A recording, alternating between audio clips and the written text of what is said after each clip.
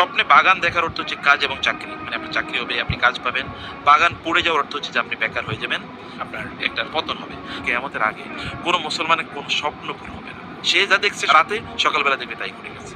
রাসূলুল্লাহ সাল্লাল্লাহু আলাইহি ওয়াসাল্লাম তিনি তার স্বপ্ন দিয়ে আয়েশা রাদিয়াল্লাহু তাআলা বলেছেন, আউয়ালু মা বুদিয়া বিহি রাসূলুল্লাহ সাল্লাল্লাহু আলাইহি ওয়াসাল্লাম মিনাল ওয়াহয়ি আর রুইয়া সালিহা ফিন নাওম।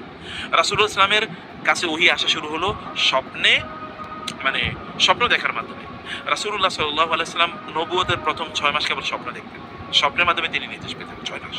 নবুয়ত কত বছরের? ২৩ বছরের।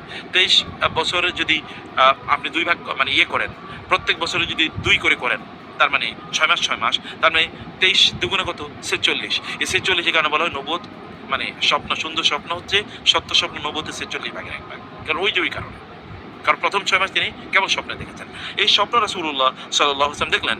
রুইয়াল আম্বিয়া ওয়াহয়ুন, নবীরা যে স্বপ্ন দেখে এই স্বপ্নটা ওহী। কিন্তু আমরা যে স্বপ্ন দেখি এই স্বপ্ন কি? রাসূল সাল্লাল্লাহু বলেছেন, লাম ইয়াবকা মিনান নবুওয়াতি ইল্লাল মুবাশশিরাত।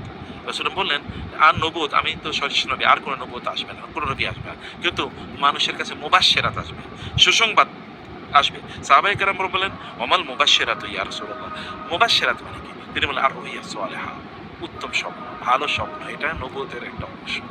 নবীদের কাছে ওই আসতো, এটা তোমাদের কাছে এইভাবে উত্তম স্বপ্ন আকারে এটা আসে।